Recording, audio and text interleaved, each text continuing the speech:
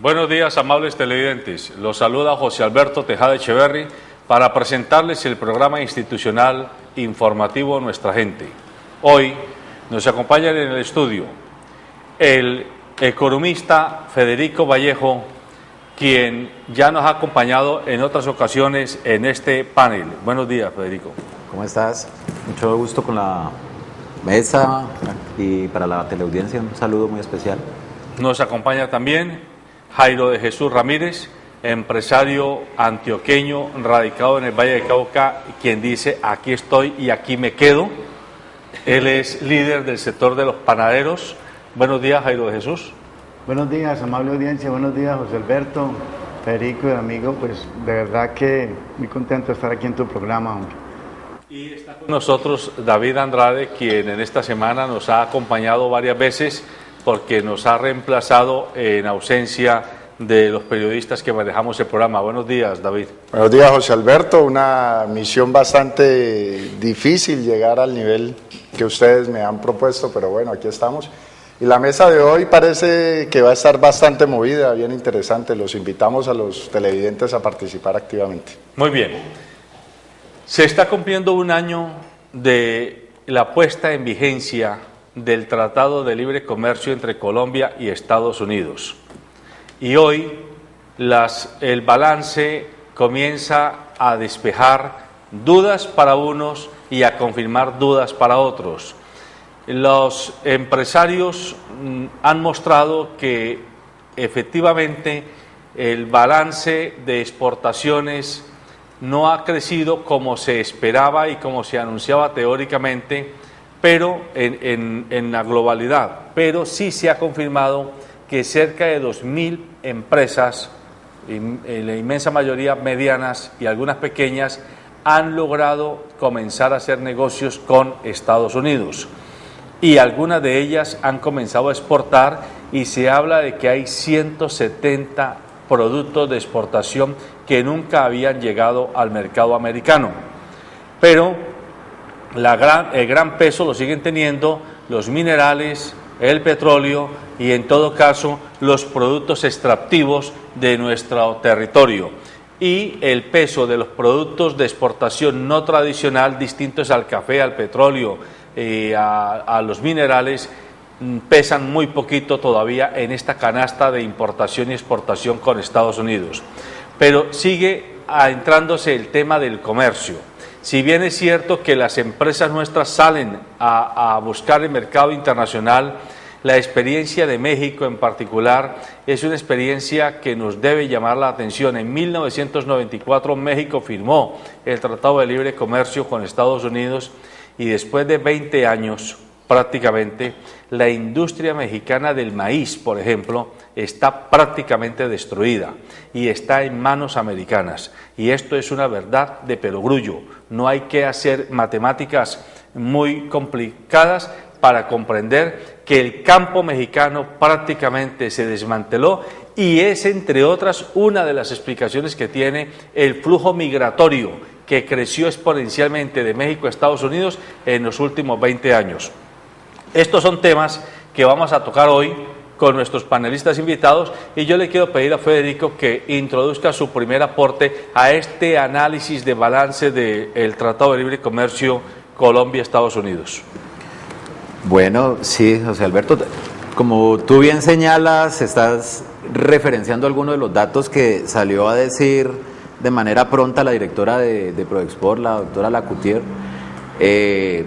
Pues si miramos y hacemos un análisis de qué es lo que se presenta a través de los medios de comunicación, también podemos mirar por qué se presentan las cifras de hablar de 775 nuevas compañías, de 187 nuevos productos, y entonces uno dice, bueno, 775 compañías pareciera ser algo muy importante, pero el tema es que esas compañías que están comenzando a exportar hacia allá no son del tamaño de Ecopetrol ni siquiera del tamaño medio, son un montón de empresas pequeñas que han comenzado a explorar esos mercados que se abren a partir del proceso del Tratado de Libre Comercio.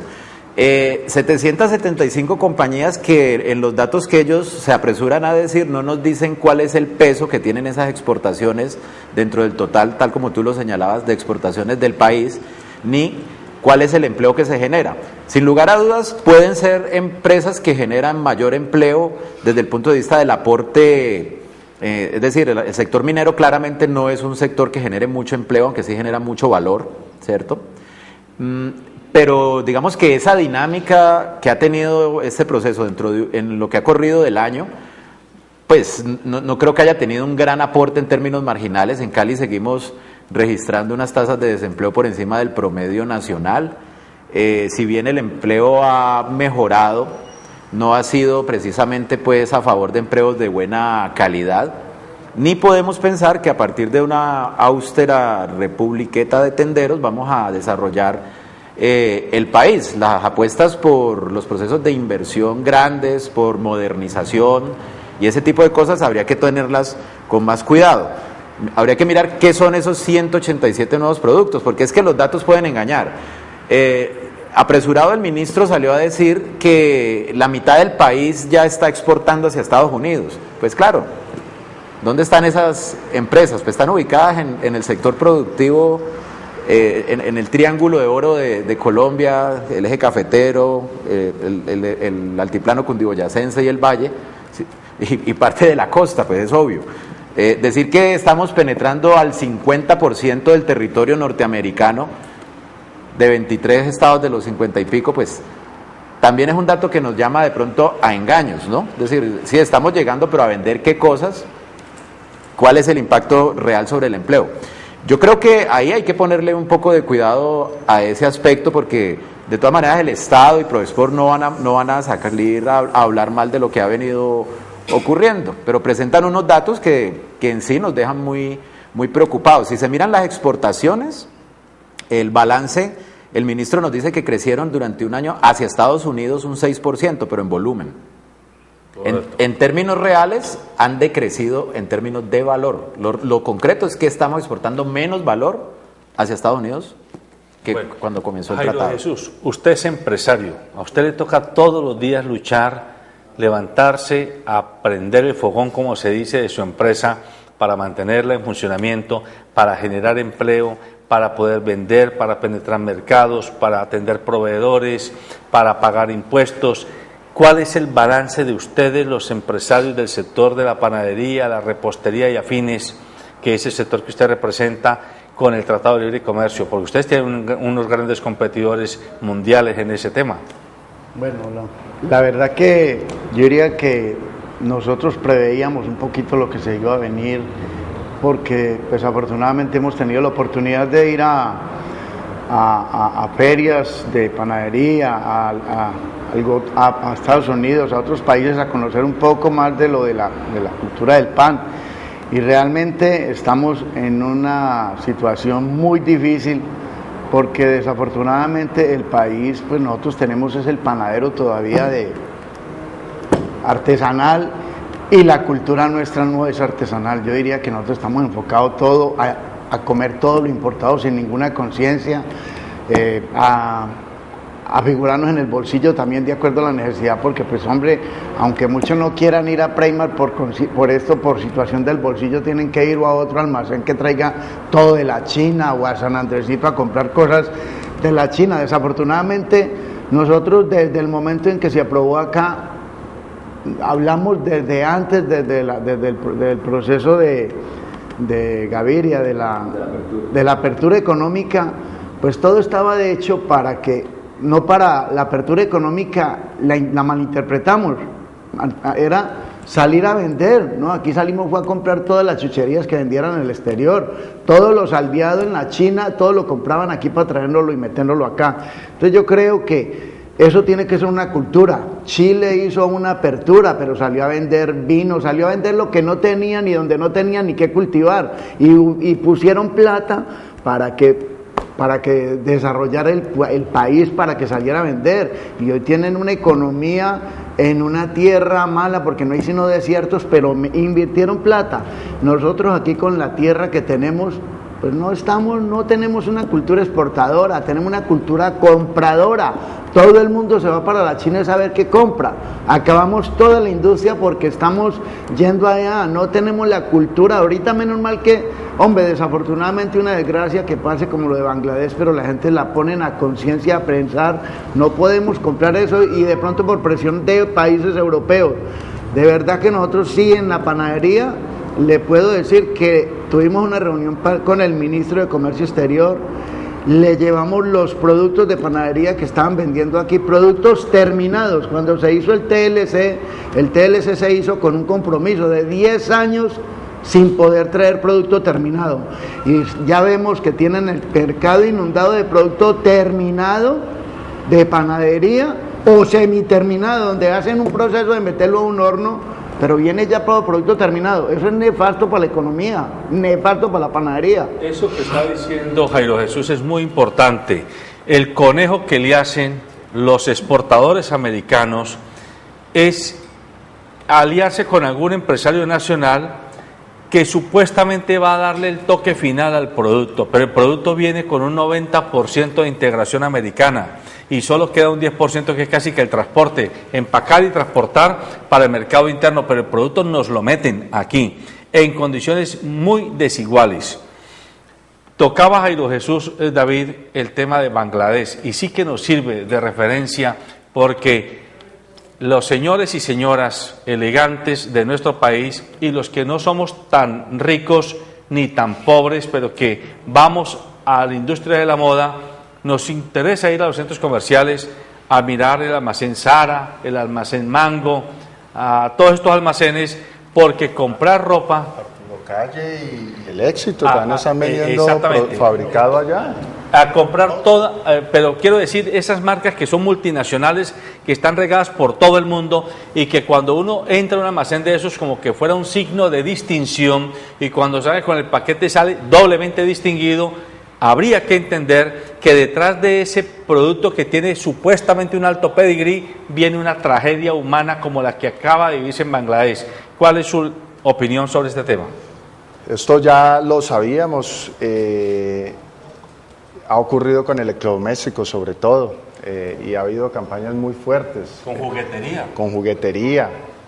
Yo cuando salí de recibir ingresos de lo público dije me voy a meter en un negocio, y el primer negocio que me apareció fue juguetería, y evidentemente mis intestinos no resistieron poder pensar un negocio de ese tipo donde hay violación de derechos humanos, donde hay maltrato y daño al medio ambiente, donde hay casi niveles de esclavitud. Y esclavitud en alta mar, además. Y donde finalmente lograría traer un producto muy barato, a $1, $2, ¿cierto?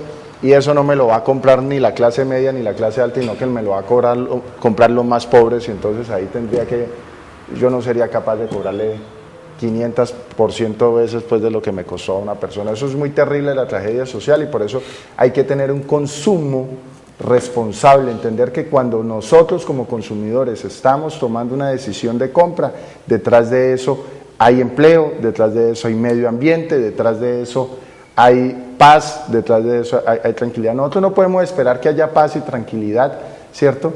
Cuando estamos haciendo lo contrario. El tema de ayer, repudiable total y absolutamente que vayan a destruir y a ensuciar, digamos, el tema de las megaobras, pero también tenemos que pensar que si hay desatención, que si no se escucha, si la platica el SENA se va a la gran empresa y no se va a la micro y pequeña empresa, vamos a seguir teniendo reacciones y eso cada vez se va a complicar mucho más. Yo sobre el TLC, ¿qué quisiera decir? Y ya que la mesa está tan digamos en posición en contraria, quisiera yo tomar una posición un poco más moderada, aunque inicialmente venía a darle en contra.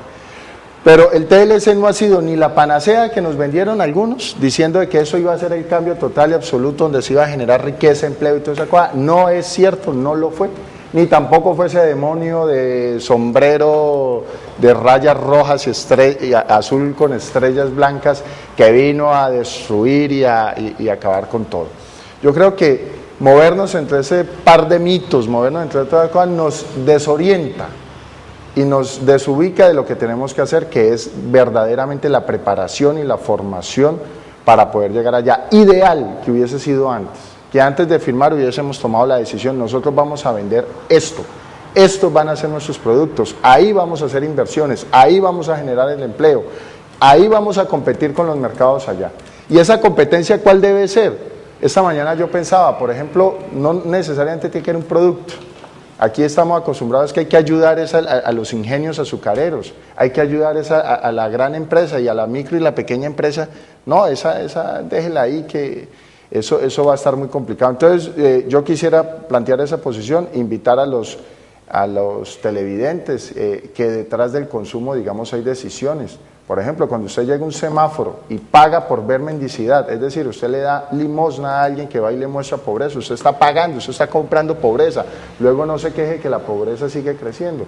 Y muy seguramente ese que está en puesta en escena vendiendo pobreza, le va mucho mejor que una persona que trabaja 12, 13 horas al día trabajando fuertemente. Sí, pero ese mismo mensaje que usted vehementemente le envía a quien va en el semáforo, también debiera enviárselo a quien va a los centros comerciales y a los Pricemark a comprar, porque cuando están comprando allí, lo que pasa es que no son sucios los productos que se entregan, están comprando pobreza. Cuando están comprando 5 aguacates por 5.000 pesos, seguro que están comprando miseria, y miseria humana de gran calidad. La verdad es que yo le planteaba un dato que tengo de los panaderos mexicanos, que tuvimos la oportunidad de tener el presidente mexicano acá, y nos daba datos que tiene la Canaimpa, de lo que representa un empleo en una gran superficie contra lo que representa contra todos los pequeños empresarios de acá.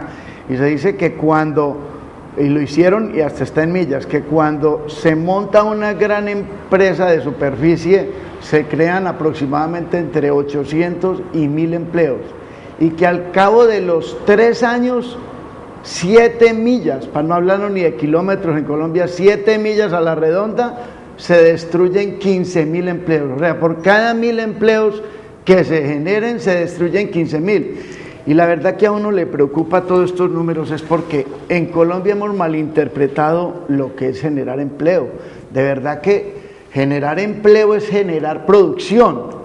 Aquí le dieron es comercialización, y la comercialización debe de ser nacional, porque no hay, o sea, que protejan el comerciante de que es una necesidad, pero no puede ser que toda la industria esté produciéndole a empresas comercializadoras. Estamos llenos de comercializadoras extranjeras que no tienen corazón. A uno le preocupaba pensar que cada almacén Éxito en Colombia tenga 100 empleados gratis, con una cantidad de cosas donde tenían todas estipuladas, tenían locker, tenían carnet, cumplían horarios, tienen ficha de marca, y que diga que no tenían horario, y todo con una cosa que decía que moneditas para los de allá. Y hace mucho tiempo, cuando yo hice ese escándalo una vez en un congreso de Acopi, decían, y Carrefour, que era la competencia, tenía prohibido recibir monedas. Entonces, ¿qué llama eso? Yo digo, ¿en qué país del mundo pueden admitir que haya un almacén que tenga 100 esclavos en cada almacén? En Colombia yo creo que sería el único. Entonces a uno encuentra inequidades en ese manejo. Es así. Federico, ahora que está España en crisis, uno de los llamados de los economistas en España es a que el público español entienda que parte de la crisis económica española es porque dejaron que se destruyera el entable industrial del país. Durante 30 años los españoles, creyéndose los nuevos ricos de Europa, se dedicaron a consumir y a comprar productos de factura alemana, de factura inglesa, de factura francesa, de factura holandesa, de factura americana, pero a negarse a comprar producto español porque se consideraba que no era necesario proteger ni fomentar la industria española. Hoy estamos ante una situación dramática. Usted háganos un examen de esa situación, que es economista.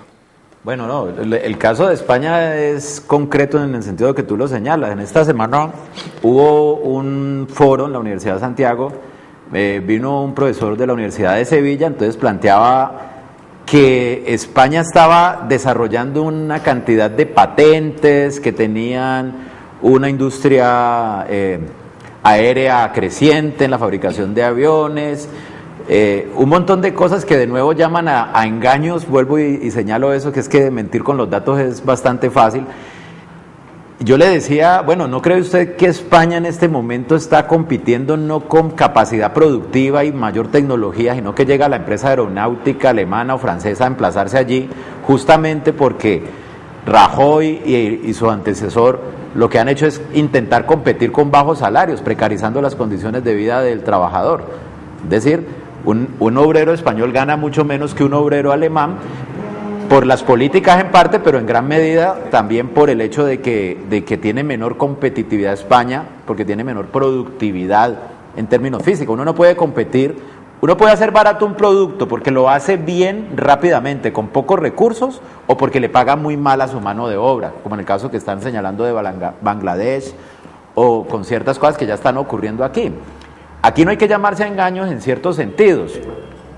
Nosotros estamos acudiendo a este cumpleaños del proceso del TLC al tiempo que estamos asistiendo a las propuestas de una reforma laboral, de una reforma fiscal que también es laboral, ¿cierto? A una crisis de la salud, del sistema de salud, y eso nos ubica en un contexto muy particular que nos dice, bueno, ¿de dónde venimos? Tal como lo decía ahora Jairo de Jesús, desde el proceso de apertura en el año 90 a hoy.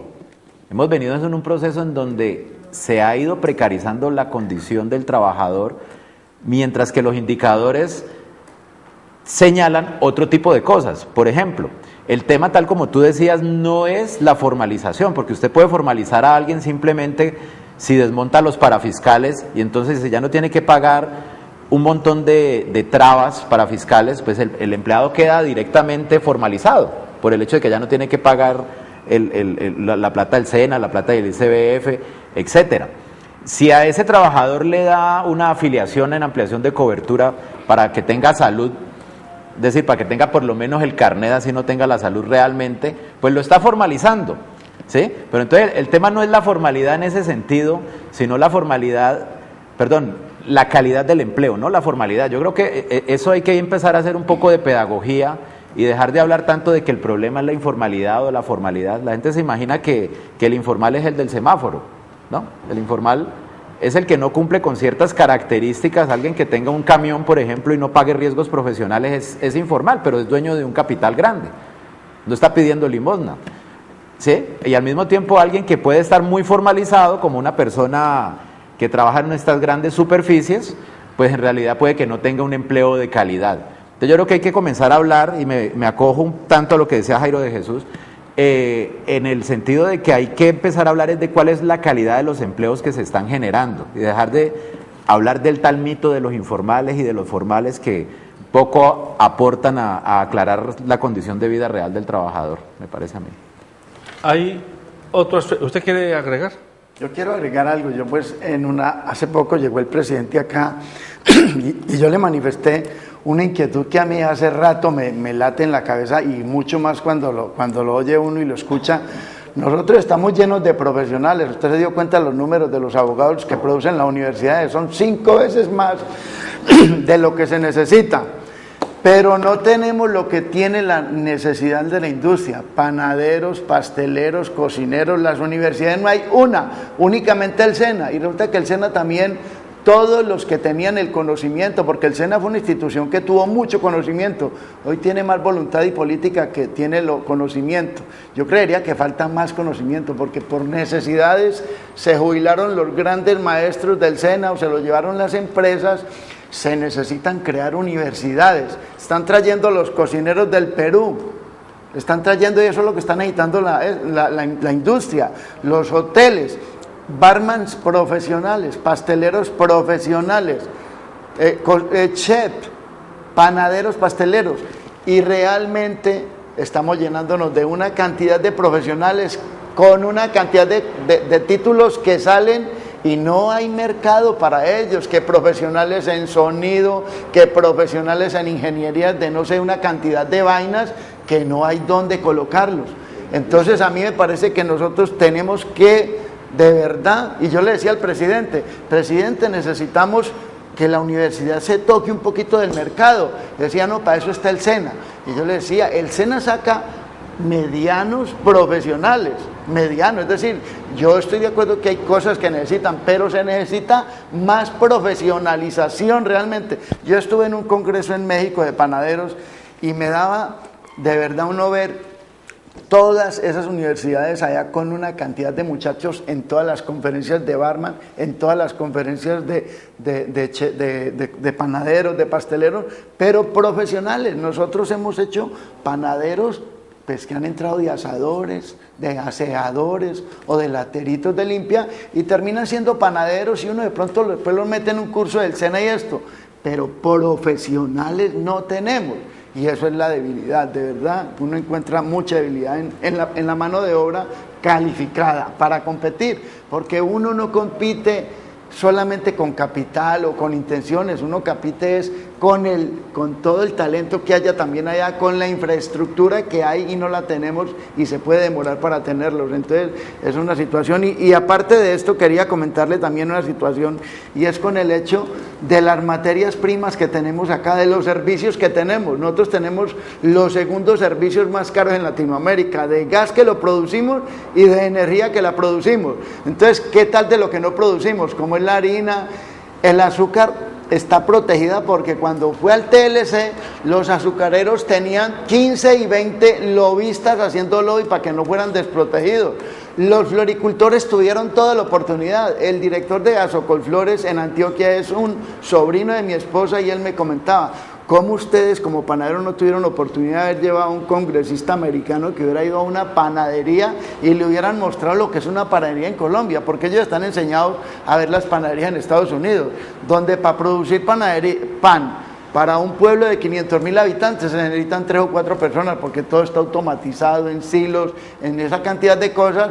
En cambio nosotros para producir un bultico de harina necesita un panadero o 2 bulticos, se necesitan 1 o 2 panaderos. Entonces eso es indiferente, que es muy difícil de competir así.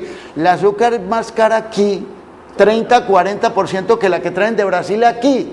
Y uno de pronto encuentra... no la dejan entrar. Sí, que no la dejan entrar. Y uno encuentra la justificación y el ministro de Comercio me decía, ¿y por qué no importarle? Y yo decía, pero que es contraproducente. ¿Por qué no más bien decirle a los señores de los azucareros, por qué no vendemos el azúcar más barata a los nacionales?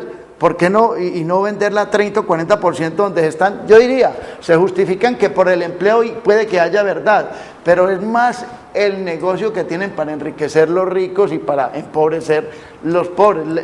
El combustible más caro aquí, el del azúcar, todo. Ese es el punto, es que no se trata de que estemos desde este programa pretendiendo que hay que tener un enfoque de autarquía, es decir, de cerrarnos al mundo exterior y que los negocios sean solamente entre nosotros aquí internamente. No, creemos y aceptamos que sí, que el mundo está globalizado, que hoy día es imposible pretender vivir sin estar interconectado y haciendo comercio internacional, pero la responsabilidad política de los estados es generar las condiciones que protejan hasta el máximo posible a las cadenas más débiles en los eslabones de producción y de comercialización y de consumo, que es de lo que se trata. Cuando está explicando Jairo de Jesús que un panadero aquí, nosotros todos compramos pan todas las mañanas y seguramente muchas veces por las noches, para nuestros desayunos o para nuestros algos y meriendas, y ese pan que compramos, lo compramos en la panadería que tiene 2, 8, 10, de pronto 15 empleados, porque mucho del trabajo es artesanal. Si se pretendiera que esa panadería se industrialice al máximo, habría que acabarlas y crear una gran industria, una sola, que excluiría de tajo a 100 panaderos y por lo tanto seguro a 300 o 400 trabajadores que se quedarían sin el sustento. David. No, el profesor Federico me ha insistido en algo, yo lo voy a reafirmar. Me da mucha preocupación, digamos, uno de los diarios que yo consideraba más serios pues, que había aquí en Colombia, saca el balance sobre el TLC y prácticamente parece una nota de farándula, muy light, muy... Entonces uno ve ya con preocupación, me ha sembrado una preocupación. Si ese es el manejo que le están dando a la información, ocultando cosas, dándole like, diciendo, ay, que es que exportamos levantacolas y calzoncillos para metrosexuales. Eso es desviando la atención y muy seguramente detrás de esa información exportando tan light. Exportando horóscopos. Eso se atreven de decir. ¿Ah? Detrás de eso seguramente deben haber cosas muy complicadas y muy tristes que lo colocan a uno a pensar. Yo creo que no debe haber política económica que no esté orientada a la generación de empleo. Y hace rato, pero hace mucho tiempo, han imperado los economistas, han imperado quienes hacen política económica, cuyas prioridades, de hecho el empleo termina siendo una de las últimas prioridades, son, digamos, temas de estabilidad, temas cambiarios, temas inflacionarios, que lo único que buscan es perpetuar y mantener la acumulación de riqueza de unos pocos. Entonces, yo sí creo que definitivamente hay un modelo que hay que revisar. En ese modelo, digamos, todos tenemos que participar, como es el objetivo de este programa, que estemos informados, que no pasemos por la vida desconociendo lo que está ocurriendo y que las decisiones que nosotros podemos tomar, porque finalmente todo se mueve es con la posibilidad de que nosotros compremos. Lo que José Alberto me decía ahora, dígale a los televidentes, cuando usted va y realiza una compra, usted está tomando unas decisiones muy importantes. Usted está destruyendo empleo o está construyendo empleo. Si usted va a comprar unos zapatos de la China, de $1, es que $1 no cuesta ni siquiera traerlo. Detrás de eso definitivamente hay unas perversidades de las que usted puede ser víctima. Entonces usted no puede ir a comprar un zapato de $1 en la China que lo coloca 3 veces y se le acaba y luego quejarse porque están atracando, porque lo están robando, porque se están cerrando las empresas, porque no le pagaron el arrendamiento, porque no están pagando los servicios públicos. Y una solicitud que hace rato tenía yo, ahora que vuelve en Cali al manejo del municipio, qué importante es en Cali, digamos, en el fomento, en el estímulo de la micro y la pequeña empresa. Hay que revisar esa tarifa de alumbrado público. Esa tarifa de alumbrado público no puede seguirse cobrando como un porcentaje del consumo. Eso es una tasa, eso no puede ser una tarifa asociada al consumo. Qué importante que en Cali, yo les aseguro que en Cali con una medida de decir vamos a colocar una tarifa especial en el distrito de Agua Blanca para que se estimule la creación de empresas allá, se va a estimular la generación de empleo. Pues que nosotros no podemos decirle a unas personas que viven a 20.000 pesos, a 30.000 pesos de un centro productivo, que se gasten 20.000 o 30.000 pesos para ganarse 10.000 pesos diarios. Entonces, digamos, ahora con el Cali sí que es importante el tema que usted ha tocado, revisar esas tarifas de estímulo a la producción, a la generación de empleo, de apoyo al micro y al pequeño empresario. A ver, Federico. Ahí hay un tema y es el que David señala sobre el acompañamiento, sobre el rol que debe tener el Estado. De la misma manera, Jairo Jesús, y tú lo has dicho. El asunto es que nosotros estamos mirando o tirándonos de barriga en un asunto de qué va a pasar con la competitividad. Entonces, por ejemplo, sí, las carreteras son importantes, la multimodalidad en el transporte es importante, tener tren, tener la vía carreteable, etcétera, etcétera, mejores aeropuertos. Eso es muy importante, pero miren que aquí hay un problema ahora que tú dices, David, de que en Cali va a retornar, y es que al control pues del municipio, y es el hecho de cuáles son las instituciones que hay detrás, tanto en lo local como a nivel global, para generar procesos de desarrollo. Es que el desarrollo no es simplemente o no es derivado simplemente del uso del mercado. El mercado en sí mismo es un contexto en el cual el capitalismo se desenvuelve, pero todos los resultados no han sido iguales en todos los países del mundo utilizando el mercado por un simple hecho, tienen instituciones distintas, bastante diferentes. Entonces, en ese sentido, nosotros no podemos estar apuntándole, por ejemplo, a tener un aparato productivo muy moderno, ¿cierto?, cuando tenemos la premodernidad en la cabeza, ¿cierto?, cuando los partidos políticos no funcionan como partidos políticos, cuando los planes de gobierno se hacen a toda carrera sin mirar en realidad cuál es la necesidad sentida de la gente o los procesos de desarrollo a futuro. Es decir, mientras sigamos teniendo esa posmodernidad o esa gran modernidad en el aparato productivo y esa premodernidad en la cabeza, pues va a ser muy complicado que podamos plantearnos procesos serios de desarrollo. Yo creo que hay que comenzar a revisar, porque no es simplemente un problema, vuelvo y señalo, de decir que estamos iguales en términos de legislación, o que estamos iguales al resto del mundo en términos de tener un buen puerto, la modernización de Buenaventura, que es necesaria, o de que en Buenaventura se emplace la industria, que es necesario. Todas esas cosas pueden resultar necesarias al crecimiento económico, pero yo llamo la atención sobre dos cosas. Uno, ese crecimiento es una condición necesaria, pero no suficiente para el desarrollo. El desarrollo de un país implica que la torta del Producto Nacional crezca, pero también que se distribuya de una forma equitativa, porque crecimiento sin buena distribución no es desarrollo. Entonces ahí hay que ponerle cuidado un poco a ese asunto, me parece. Permítame, hay un televidente en la línea. ¿Quién nos llama? ¿De dónde nos llama, por favor? Buenos días. Sí, buenos días. No, pues lo que pasa es que me acaba de llamar mucho la atención el programa. Mi nombre es Cifredi Lucumí. ¿Su nombre, por favor? Cifredi Lucumí. Cifredi. Sí, díganos. Sí, lo que concierne a las empresas municipales de Cali, de que en estos momentos creo que han recibido la empresa y se han dedicado pues no a cumplir con los tratos pactados de la administración anterior, sino que han entrado de una vez masacrando, no respetando los acuerdos hechos anteriormente, porque en mi caso yo estaba sin empleo y aún así por cumplir con el trato, por cumplir con mis obligaciones con la empresa, ya había acordado pagar unas cuotas fijas de 40.000 pesos para ponerme al día con la empresa porque está bastante alcanzado.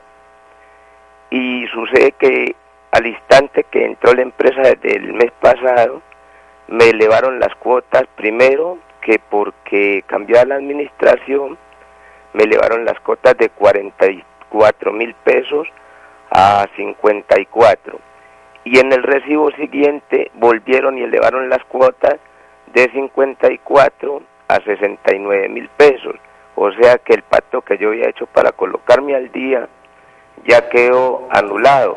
Y también están prestando el nombre de la empresa, de las empresas municipales, para que participen otras empresas en las cuales le dicen a uno: si usted entra a un seguro, este seguro de vida, se lo prestamos, pero las empresas municipales no le responden a usted por nada, solamente ellos prestan el nombre. Yo creo que es indebido que las empresas municipales solo presten el nombre para no responderle al usuario en este sentido. Muchas gracias, don Cifredi. Usted tiene razón en su preocupación, y de fondo lo que usted está planteando tiene que ver con la responsabilidad cívica y ciudadana que tenemos todos cuando decidimos elegir a nuestros gobernantes, que son los que nombran a los diversos funcionarios que manejan la cosa pública, porque cuando no sabemos elegir, pues cualquier persona que tiene plata o tiene poder, pero que no tiene formación o no tiene compromiso con el país, comienza a hacer cosas que van en contravía del bienestar colectivo. Y esto que hemos venido hablando hoy en la mañana es precisamente un llamado de atención a que no tenemos derecho a quejarnos, que nos meten el mercado externo de América del Norte aquí, así, de sopetón, cuando somos nosotros los que hemos elegido a quienes han firmado los tratados de libre comercio y quienes hacen todo tipo de acuerdos nacionales, internacionales y locales. Cuando seamos capaces de elegir con responsabilidad y no porque nos dan 50.000 pesos para un mercado o porque es nuestro amigo y nuestro compadre, en ese momento vamos a cambiar la realidad política del país. Bueno, la verdad que yo tenía para comentar una situación y muy puntual de cosas que se dan. Pues la verdad que este TLC en Colombia fue hecho por las grandes empresas y nos vendieron la idea para vender muchas cosas en Estados Unidos. Y yo diría, las grandes empresas están salvadas, Colombina, Cenú, una cantidad de tecnoquímicas, esas empresas están salvadas, con muchas circunstancias que a veces pasa de que Alpina, yo oía de Alpina que peleó un TLC para vender y después ya montó una planta en Estados Unidos. Ellos ya arreglaron su problema, pero dejaron un problema para todos los pequeños acá. O sea, montan las empresas en Estados Unidos, pero generan empleo en Estados Unidos y hacen unas circunstancias con eso que es muy, muy desventajoso. Y digamos, por decir algo, con una circunstancia que tengo una vaina de lo de Walmart, por ejemplo, que es otra multinacional muy grande, también americana, que entró y tuvo problemas, por ejemplo, en Alemania, donde sí crearon conciencia y le pusieron de condición de que podían entrar, pero de que no podían vender a los precios irrisorios que valían. Le pusieron de condición: usted no puede vender un producto por menos de lo que le cuesta a un alemán. Eso debían de haberlo hecho acá. Es decir, usted no puede vender un producto por menos de lo que le cuesta el que lo está haciendo acá, pero no, nos venden cosas que van a venir de la China, de una cantidad de países que vienen a precios de esclavitud, no sabe cómo los producen uno, y eso va a ser nefasto para el productor colombiano, muy nefasto. Yo tuve una anécdota muy especial en España y me daba cuenta de las circunstancias, porque la panadería en España es muy industrializada.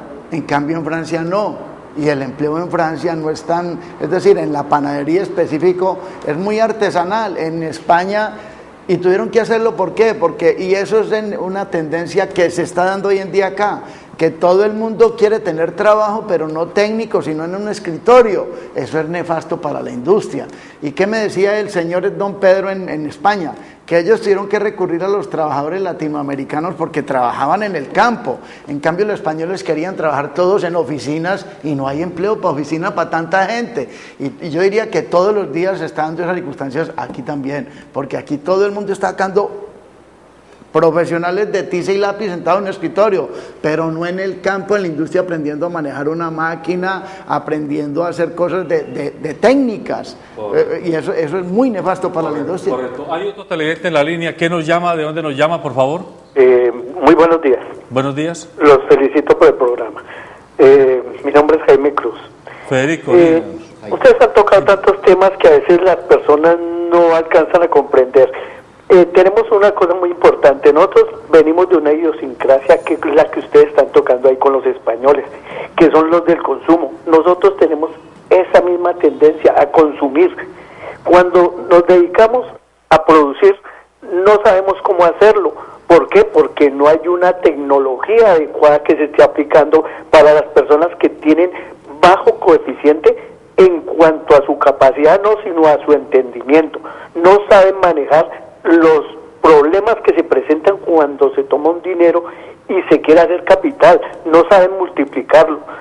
Aparte de eso, nosotros somos consumistas, no hemos aprendido de que tenemos que hacer un ahorro para poder progresar. Simplemente queremos tener lo último que hay en el mercado. Ustedes lo estaban tratando ahí, y eso es una cosa que a la larga es una estupidez. ¿Por qué? Porque nos volvemos esclavos de una cosa que funciona hoy y mañana ya no funciona. Si yo tengo un celular que lo compré hace 5 años y todavía me funciona, ¿por qué lo voy a cambiar? Son muchas cosas así tan sencillas que a la larga dan mucho que pensar. Nosotros no tenemos un control a la natalidad como existe en Europa, como existe en Alemania, donde las personas ya no quieren tener hijos. Nosotros queremos es tener una explosión demográfica que cada vez va aumentando. Esas son cosas de cultura, son cosas que se le debe enseñar al pueblo, pero el pueblo no entiende que la cosa no es multiplicarse como ratones, es saber hacer las cosas con la capacidad, con la cabeza, con conciencia.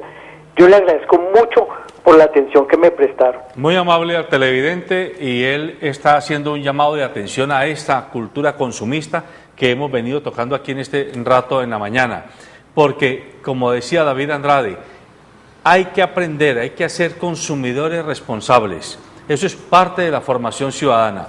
Cuando uno compra, uno tiene que hacerse preguntas complicadas. ¿Y este producto de dónde viene? ¿Este producto cómo se fabricó? ¿Este producto ha hecho un daño porque ha esclavizado niños, ha esclavizado personas en otras partes del mundo, ha alterado el medio ambiente, tiene sustancias nocivas para la salud humana? Es decir, es necesario que no simplemente seamos compradores de precio, porque claro, si tenemos un producto de 10.000 y al frente uno de 8.000, la primera tentación es irnos por el de 8.000, pero preguntémonos en esa diferencia de 2.000 pesos, ¿qué veneno podemos estar comprando o vendiéndole a la humanidad? Claro, eso es muy cierto. En realidad, las condiciones en las cuales el capitalismo se desarrolla no son locales. Y eso que tú señalabas al principio,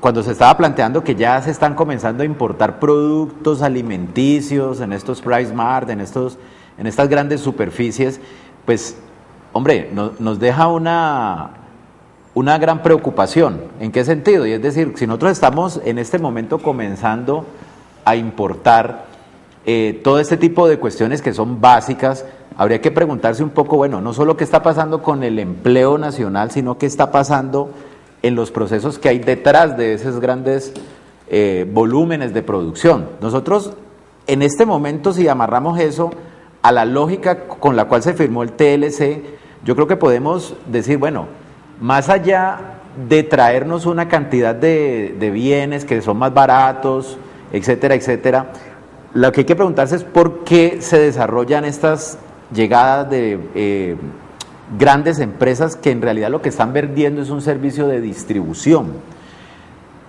Ustedes miren que se encadenan dos cosas. Uno, compran barato porque hay una baja calidad del empleo en todos estos sectores del Oriente, en China, etcétera, etcétera. Pero al mismo tiempo, ¿por qué se emplazan acá? Miren que lo que nos están vendiendo es el servicio final de llegarle al consumidor, es decir, están vendiendo un servicio y no directamente el bien. Ahorita con el tema de Encali, volvemos a lo mismo. Los capítulos que tiene el Tratado de Libre Comercio en general y muchos de los elementos con los tratados de libre comercio que hemos venido firmando, alrededor de 13 o 14 a lo largo de estos últimos 15 años, tienen un componente de servicios importante. Ojo, yo puedo traer un producto de la China barato, un celular, pero no puedo traer la distribución de una telefonía celular. La telefonía celular tiene que emplazarse aquí. Yo puedo traer un celular barato de la China o de otra parte, pero si voy a comprar, por ejemplo, servicios de salud, esos servicios de salud tienen que emplazarse aquí. Entonces yo creo que estamos en un momento de coyunturas en donde hay que ponerle mucho cuidado qué va a pasar con los servicios públicos domiciliarios y no domiciliarios. Porque ese tratado del TLC no es solo para traer baratijas de la China, por el lado de la China, y de Estados Unidos de traer cosas de Norteamérica hacia acá. Si algo se está exportando fuertemente en este momento, son empresas, emplazamiento de empresas concretas, es decir, la entrada del capital extranjero acá. El componente de servicios es importante y no se ha desarrollado. Estamos hablando de servicios públicos domiciliarios, son los que solamente pueden llegar a la casa. Agua, energía, ¿cierto? Los servicios públicos no domiciliarios, ¿cierto? Como los del transporte, como los de la venta de alimentos, puede decirse que ese servicio de distribución puede aparecer en ese sentido. El servicio de la telefonía, por ejemplo, aparece allí. Yo creo que tenemos que mirar con cuidado esos capítulos que dicen o que crean las condiciones para que se desarrolle ese tipo de empresa de servicios aquí, tanto de servicios privados como de servicios públicos domiciliarios y no. Estamos asistiendo a la crisis de la salud. ¿Cómo se va a resolver esa crisis? En los años 90 el Seguro Social se dijo era grande, ineficiente y corrupto. Se cambió por empresas nacionales que dijeron que eran pequeñas pero que eran eficientes porque si eran privadas no iban a generar desgreños administrativos ni cosas por el estilo. Ahora están resultando que son con poco músculo financiero, ineficientes y corruptas. Miren que ahí hay un proceso en algo que ustedes señalaban ahora y es una reconcentración de los capitales. Ese proceso que inicia en el 91 con la apertura económica y que se concreta hoy no es aislado. La concentración de los capitales va por el lado de, bueno, ¿qué vamos a hacer con la salud? Vamos a concentrar un gran proveedor de salud, dueños de la IPS, pero también de la EPS, pero también del seguro de vida, pero también de la pensión va a manejar las pensiones, etcétera, etcétera. ¿Qué vamos a hacer con la educación? Ya las universidades tienen un montón de convenios Y eso es que, ¿qué estamos haciendo cuando hacemos esos convenios de alguna manera? Estamos comprando un servicio, pero entonces no mandamos al muchacho allá, sino que lo traemos al profesor aquí, pero estamos comprando un servicio. Estamos comprando, exacto. Entonces miren que ahí el tema de los servicios, más allá del tema de los bienes, a mí me parece que hay que ponerle cuidado porque pudiéramos estar buscando el muerto aguas arriba. No, o el futuro, perdóname, o el futuro podría terminar en que el mundo termine gobernado, por decir una cifra cualquiera arbitraria, por 100 multinacionales globales que simplemente usan a los países como patios traseros de producción y distribución. Dos observaciones ahí que quisiera dejar en el aire. Una, el sistema parece no estar funcionando, porque lo que tú decías con la mano de obra, ¿cuánto colombiano no se va, cuánto latinoamericano no se va a Estados Unidos, no se va a España, ¿a qué? A hacer lo que aquí no quisieron hacer, a trabajar, a mulear, como ilegal, a estar mal pagado y toda esa cosa, para producir una vaina que luego viene y se la venden acá. Cuando nosotros definitivamente hubiésemos podido haber dejado al personaje aquí, en su familia, en su entorno, en sus condiciones, producir y consumir aquí. Entonces estamos en un juego muy pendejo, pues de mandar a la gente allá por unos vehículos muy complicados, producir, y la riqueza definitivamente se queda fuera de la poca riqueza que se puede estar produciendo, puede estar generando ahí. Y un ejemplo ahora que tú tocabas, el tema de la telefonía. Nos están metiendo, y lo que decía el televidente ahora, no, unos aparatos, todos tenemos unos aparatos la berraquera. ¿Y eso dónde lo fabrican? Allá en la India, en la China, en toda cosa, con la tecnología, digamos, estadounidense o de donde sea. Y llega aquí eso, y nosotros no tenemos un minuto, no tenemos un plan de datos, no tenemos nada, entonces toda potencialidad no sirve para nada, ¿cierto? Pagamos altísimo por todo un potencial que está ahí, pero no lo usamos. Un Ferrari para tenerlo guardado ahí en la vaina, porque no podemos mandar un mensaje, no podemos hacer un negocio, no podemos consultar a un cliente por internet porque no tenemos los servicios carísimos, no se puede usar. Ese Claro malísimo, no tiene señal en ningún lado, no funciona en ningún otro, entonces es muy berraco. Y claro, la multinacional, Carlos Delín y toda esa cosa, pero terrible, digamos, la posibilidad de funcionamiento. Yo tenía para tratar un caso, y es el de, por ejemplo, nosotros en la ANIPAN, la Asociación de Panaderos, presentamos un proyecto al SENA por 60 millones de pesos de lo que nosotros hemos pagado al SENA. Y presentaron 72 proyectos aprobados y le generaron los recursos a 67. Y yo me preguntaba cómo hicieron para que nosotros cayéramos entre los 5, de que no cayó el proyecto y que habiéndolo aprobado.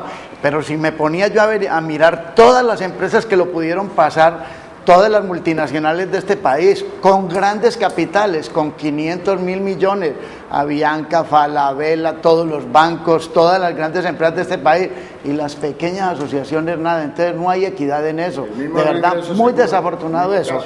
Y yo diría también una cosa que es preocupante en el país, y es el hecho, a mí sí que me preocupa, que todo el mundo vivimos en la cultura del ego. Yo salvo mi pellejo y me voy, vendo la empresa y pongo la plata en Estados Unidos y vivo muy rico, pero nadie tiene la conciencia, y yo vendo la empresa y ¿qué? ¿Cuántos empleados se quedan? O viene tecnología y nos la ponen y nos quedan acá y quedamos todos desvalijados. Y el hecho de que todas las empresas en este país están maquilando todos los productos, ponen los esclavos. Llega una empresa y le dice como el Éxito, vea, produzcame tal cosa a mí, pero como le voy a vender en 400 o 500 almacenes, ¿a cómo me la da? Y se la ponen a un precio ridículo donde lo ponen a perder, le tienen que surtir el primer surtido gratis para que ellos queden allá con nada. Eso es otro estilo de esclavitud. Entonces a mí sí me parece que tenemos... Ahí el llamado es, ¿y dónde está la responsabilidad de los dirigentes políticos que permiten eso? De verdad que es preocupante. Yo considero que el modelo tenemos que comenzar a revisarlo, porque estamos creando o estamos fabricando aquí otro Chávez u otro tirano, porque la verdad que la democracia está acá. Está muy toda la razón en eso que usted está diciendo, porque hoy comienzan los señores y señoras bien a asustarse porque cada día hay más violencia, hay más descomposición, pero no hacen nada por atacar el fondo del problema. En estos últimos minutos que nos quedan, yo quisiera que nos aproximáramos a algunas de las explicaciones que el modelo brasilero ha tenido para ser exitoso en los últimos años, porque Brasil ha logrado un salto innegable en inclusión social y en desarrollo industrial. Brasil desde el comienzo. Nosotros, y ahí hay un tema bien importante, Brasil hizo un modelo de sustitución de importaciones, estamos hablando antes de la apertura, donde le apostó a la generación de tecnologías propias, cuando eso era impensable, ¿cierto? Nosotros seguimos siendo dependientes tecnológicamente, comenzando por allí, desde antes de la apertura. Ellos cerraron su economía, nosotros cerramos nuestra economía y volvimos caro generar productos tecnológicos aquí, por eso la máquina es alemana, por eso la máquina es inglesa, por eso sus hornos deben de ser, quién sabe, o de otra parte, ¿sí? Porque nosotros no creamos bienes para producir cosas, es decir, maquinaria. Primero, generamos una dependencia, Brasil no lo hizo.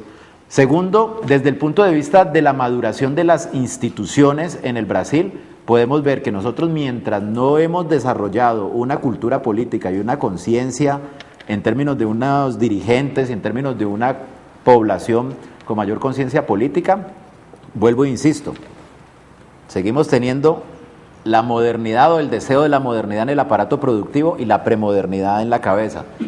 Sujetos que todavía dependemos de un gamonal político, del voto vendido, que no le apostamos de manera seria al proceso de desarrollo, pensándonos y participando activamente en ese proceso de desarrollo. Viene lo de Cali, yo convoco a la ciudadanía a los foros que va a haber, hay uno el 22 que convoca a la Universidad del Valle, son temas de ciudad que hay que ponerle cuidado, viene el tema de si se extiende o no la parte de telecomunicaciones de Encali, hay un TLC abierto con un componente de servicios importante, no solo con Estados Unidos, hay que terciar en el asunto, me parece a mí.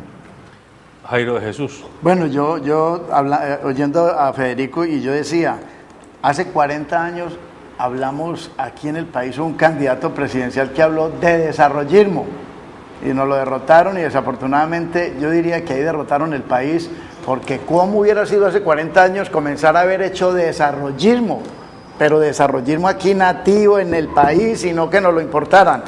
¿Verdad que? Y otra cosa que yo diría que veo muy preocupante fue que ayer tuve datos de que me pasaron que el Congreso de la República están creando una ley, la 378 del 2012, por la cual todos los negocios tienen que tener todo el personal legalizado, y el que no tenga el personal legalizado le cierran su negocio. Y yo diría, a las personas que están formalizadas eso va a ser bueno, a las grandes empresas, pero el tenderito, el pequeño empresario que tiene ahí, escasamente le paga ahí, ¿ese qué? Le van a cerrar el negocio, y eso qué caos va a hacer en el país. Y de verdad que lo pongo aquí para que tengamos en cuenta eso, la ley 378 del 2012, eso va a ser nefasto para el país, y eso lo aplican, ¿por qué? Porque vienen las presiones internacionales de los acuerdos de estos TLC en la cual ellos dicen, nosotros competimos en el país, pero nos tienen que aplicar todas estas leyes. Son presionadas por allá, qué grave. Yo creo que Brasil tiene una gran ventaja, que es su gran población y su gran tamaño. Y ellos se enfocaron en eso, en su mercado, en su gente, en sacarlo adelante. Un gobierno que pensó en su gente. Nosotros no somos ninguno chiquito, somos un país muy grande, 40 y piola millones, eso vale. Y si quieren venirnos a vender, que les cueste, pero estamos regalando el mercado, estamos regalando nuestra gente, estamos regalando nuestro consumo. Creo que esa es una diferencia fundamental de lo que está haciendo Brasil y de lo que estamos haciendo nosotros. Tener mercado vale, es lo mismo que pasa en Cali. No, es que en Cali está mal, que no tiene tecnología, pero tiene usuarios, tiene clientes. En Sirva todavía la gente, después de tantos años, cree que la basura se la recoge en Sirva. Eso vale billete. Eso vale billete. Y eso lo estamos regalando. Eso lo estamos vendiendo. En Sirva lleva 5 años o 6 liquidado, y en las encuestas todavía dice cuál es de las mejores entidades públicas de fuera en Sirva. Y qué bueno ese apunte, porque mire usted lo que Peña Nieto, el presidente de México, acaba de hacer con Carlos Slim. Y con claro, se le atravesó y dijo no más al monopolio en las telecomunicaciones. En el propio país donde está el hombre más rico del mundo, ha tenido valor político el presidente en ejercicio de ponerlo en cintura. Pero en los países periféricos como el nuestro, parece que nos abrimos así y le decimos, venga señor emperador, tómese todo el mercado pulpito. No, y la verdad que una cosa nefasta para el país es que el hecho de que los servicios públicos, la salud y todas las cosas las privaticen, porque eso no tiene alma, eso es no más por el billete nomás. Una empresa de servicios públicos tiene corazón. Tiene muchas cosas. ¿Que tiene corrupción? Pues limpiémoslas de eso, no las dejemos todas a los políticos, y eso ha sido la parte nefasta. Pero los servicios públicos jamás se le pueden entregar a las empresas privadas. Deben de ser del Estado y que también se vuelvan negocio, pero no tan descorazonados. Y esto lo dice un empresario, no lo dice un académico, no lo dice un dirigente comunitario, no lo dice un político, no lo dice un dirigente sindical. Lo dice un empresario que conocemos de cerca, que sabemos que genera más de 300 empleos directos, ni siquiera 20, 300 empleos directos, y que es líder de una camada de más de 200 empresarios vallecaucanos y caleños que están irrigados en todo el territorio con las panaderías a lo largo y a lo ancho. Así que es importante tener en cuenta esto. Yo quiero simplemente cerrar con un detalle. El televidente que nos llamó al principio haciéndonos notar que le habían cambiado el acuerdo de pago, ahí hay un problema de miopía política de los gobernantes y los dirigentes de turno de las empresas públicas, porque ya lo decía Federico, o lo decía el propio Jairo Jesús, si llevamos empresas, tejido industrial, allá a Agua Blanca, a las zonas periféricas, y acercamos el puesto de trabajo, la planta de trabajo, a donde vive la gente, vamos a facilitar las cadenas productivas, pero eso pasa porque las empresas públicas también se presten, bajen costos y propicien que la gente pueda pagar el costo de acceder a estos servicios. El llamado es a que entendamos que los tratados de libre comercio no son una condición necesaria, son una consecuencia lógica de un mundo que está globalizado, donde nadie puede impedir que yo desde este computador me escriba ahora con alguien en Japón. Nadie lo puede hacer. Pero de la misma manera que nadie puede hacer eso, los gobernantes y la clase dirigente sí debiera impedir que lleguen los Mike Tyson del mercado mundial a competir con los Kit Pambelé de los mercados locales, porque Jairo de Jesús es un gran empresario, pero a su tamaño. Él no está en capacidad de competir con Bimbo ni con las grandes factorías de la panificación mundial. Así que hay que proteger la industria nacional, abriéndose gradualmente para concertar aranceles, concertar cuotas de exportación, cuotas de materias primas, cuotas de importación que nos permitan proteger el empleo y proteger la industria nacional. Si no protegemos la industria nacional, dentro de unos años vamos a estar llorando lágrimas de sangre por haber tenido miopía y, ¿por qué no?, tontería histórica. Buenos días.